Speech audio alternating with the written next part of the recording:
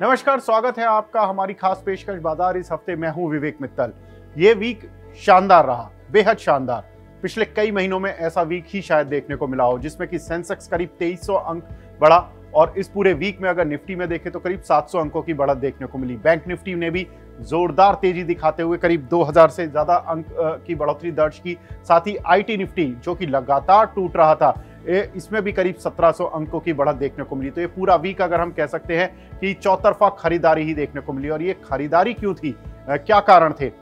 Global recovery, दुनिया भर के बाजार में शानदार तेजी देखने को मिली। अमेरिकन मार्केट्स में अच्छी कॉर्पोरेट अर्निंग्स आई या कहीं पर आउटलुक अच्छा आया। उसके बाद हमने देखा कि अमेरिकन मार्केट्स में एक जोरदार तेजी देखने को मिली। साथ ही अगर देखें तो इंडियन मार्केट में एफआईआईज की खरीदारी लौटती हुई दिखाई दी, जो कि करीब 8 महीनों से बिल्कुल गायब थी।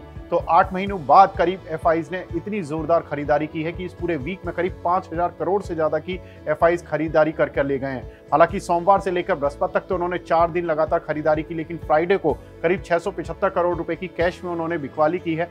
तो कुल मिलाकर ये कह सकते हैं कि 4 दिन में जो उन्होंने खरीदारी की थी वो करीब 5700 करोड़ की थी और जो फ्राइडे के सेशन में उन्होंने 675 करोड़ की सेलिंग की है। तो ये कहा जा सकता है नेट उन्होंने करीब 5000 करोड़ की बाइंग की है और जिसका कि इंपैक्ट बाजार में हर दिन देखने को मिला। साथ ही अगर देखें तो इंडियन मार्केट्स में कंपनियों के नतीजों ने भी काफी सपोर्ट किया। हिंदुस्तान यूनिलीवर, इंडसइंड बैंक, इन दोनों के नतीजे उम्मीद से कहीं बेहतर आते हुए दिखाई दिए। वहीं पर कुछ कंपनियों के नतीजे जो इतने अच्छे नहीं आए थे, लेकिन उनके मैनेजमेंट की जो कमेंट्री थी वो कुछ इस तरह की थी कि शायद अगले 1-2 क्वार्टर में उनकी अर्निंग्स सुधरती हुई दिखाई देंगी, जिसका पूरा इंपैक्ट हमने शेयर बाजार में लौटते हुए दिखाई दिया।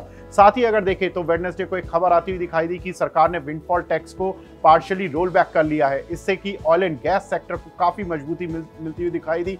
1 जुलाई को सरकार ने विंडफॉल टैक्स लगाया था, जिसके बाद से ऑयल एंड गैस इंडेक्स में जोरदार मुनाफा वसूली देखने को मिली थी, लेकिन कहीं ना कहीं रिलायंस इंडस्ट्रीज, ओएनजीसी जैसे शेयरों ने मार्केट को सपोर्ट देने की कोशिश की।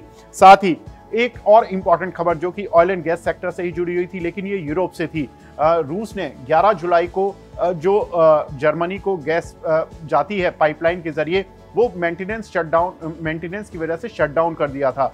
लेकिन ये माना जा रहा था कि ये मेंटेनेंस के बाद जब 10 दिन बाद रूस शायद हो सकता है कि जर्मनी को गैस देना बंद कर दे, लेकिन रूस ने ये ऑन टाइम अपनी गैस सप्लाई देना शुरू कर दिया। इससे मार्केट को कहीं ना कहीं एक ये सुकून जरूर मिला कि रूस बहुत ज्यादा टेंशन नहीं देना चाहता वर्ल्ड को। उसका एक जियोपॉलिटिकल टेंशन ईज होती हुई नजर आई, जिसका एक पॉजिटिव इंपैक्ट ग्लोबली सभी देशों की इंडिसेस में देखने को मिला। साथ ही अगर देखें तो कमोडिटी कीमतों में अभी भी कमजोरी बनी रही। क्रूड ऑयल $100 के नीचे बना रहा। अन्य मेटल जो थी उनमें भी गिरावट ही देखने को मिली। नेचुरल गैस की कीमतों में भी कुछ हद तक मुनाफा वसूली देखने को मिली। तो ये कुछ एक कारण रहे जिसकी वजह से इंडियन मार्केट में एक जोरदार वापसी होती हुई दिखाई दी।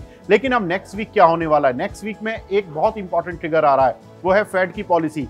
फेड की पॉलिसी 26-27 तारीख को फेड की बैठक होगी, जिसमें 27 तारीख को उनकी जो पॉलिसी अनाउंसमेंट्स होंगी उसमें माना जा रहा है कि 75 बेसिस पॉइंट रेट हाइक कम से कम साइड पर हो सकता है। लेकिन अगर 1% तक होता है विद हॉकिश टोन, तो थोड़ा सा मार्केट में मुनाफा वसूली दोबारा से हावी हो सकती है। नहीं तो हो सकता है कि मार्केट में ये तेजी का दौर जारी रहे।